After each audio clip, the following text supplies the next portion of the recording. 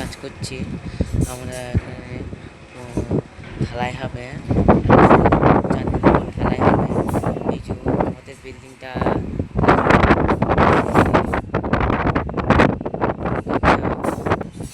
আমাদের এখানে সব ঢালাই হবে। দেখো বিল্ডিং সব ঢালাই হয়েছে, এখানে সব কাজ মাছ হয়েছে, দেখে নাও এখানে সব কাজ মাছ হয়েছে। আমরা এখানে সব কাজ করছি বন্ধুরা।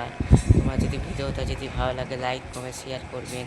আমরা এই পর্যন্ত তাই ভিডিওটা তোমাদের জন্যে আমরা করতে পারছি, তোমরা যদি সাপোর্ট করো।